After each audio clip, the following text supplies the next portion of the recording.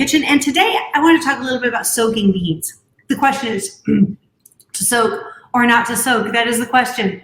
Joanna, do you soak your beans? If I remember. Oftentimes I've gone to bed and then I wake up at 11 o'clock at night and I have to quick and go soak my beans. But I would love a trick if you have one so that I can alleviate that issue. So here's the deal. If you cook in the Instant Pot, you do not need to soak your beans. And truth be told, soaking just cuts down on the cooking time. Right. Now, there are people that have issues with digestion, and there are undigestible parts, carbohydrates in the beans that give us gas. And for some people, it really becomes uncomfortable and they have a problem with it. So those people find that soaking the beans and rinsing them cuts down on that. However, the Instant Pot will also do that for you.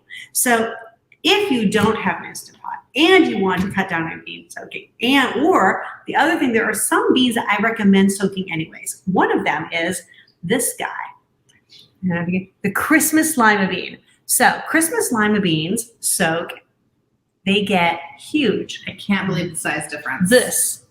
So look, this is unsoaked. This is after soaking. And they are huge. So they are so big, in fact, I think they take just a long time to cook, even in the Instant Pot. And they're probably not going to hydrate really, really thoroughly and evenly. So you're going to end up with, some beans that are a little crunchy still and some that aren't. So best way for like a giant bean like these, sorry, I guess I'm in my throat. For a giant bean like a Christmas lima or an ayacote or something like that, I do recommend soaking. And when I soak, always use salt. So salted water helps your bean absorb the moisture better. It breaks down that seed coat. So in this little bean, there's a seed coat on the outside of it. Mother Nature designed that so that birds could carry those seeds all over and replant the plant.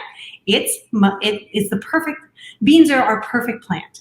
They can be carried everywhere. They can go over the ocean and still germinate on the other side because of this lovely seed coat.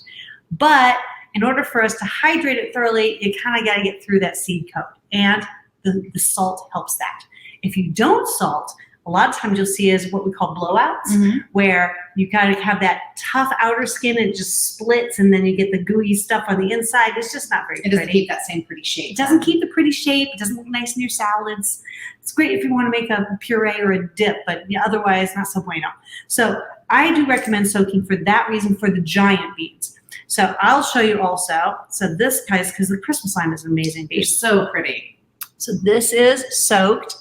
This is cooked.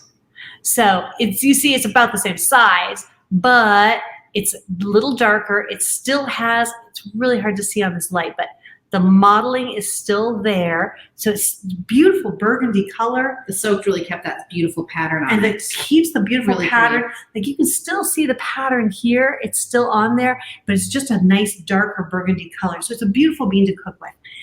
So soaking, you're going to use your salted water, and you can soak anywhere from 6 hours to 24 hours to 36 hours. Oh, okay. Christmas limas, I soak for at least 24 hours. Okay. Some beans I only soak overnight, and some I might even just put in the morning and soak till later. I sometimes do it too if I'm just trying to create a creamier texture. So when I do refried beans, I want a really beautiful, silky, creamy texture. So I will soak those beans in the salt water, and then I cook them in the salt water too. And that'll give you a nice, creamy texture. Okay. So that's it. And how much how much do you cover with the water? So if I have this much beans in a jar, I use my mason jars because it's just easy and I've got a ton of them.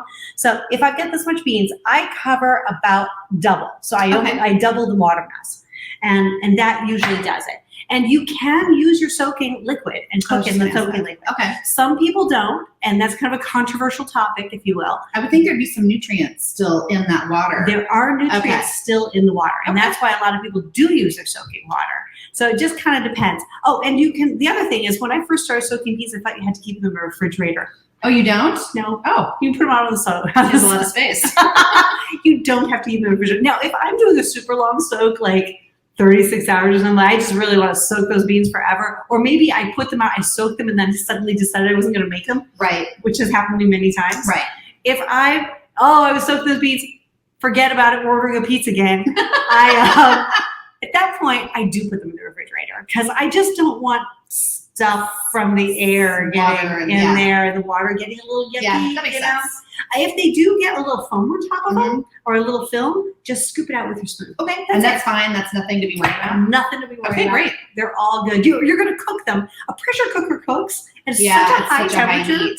And if you're boiling on your stove, you're going to boil first and then reduce to a simmer.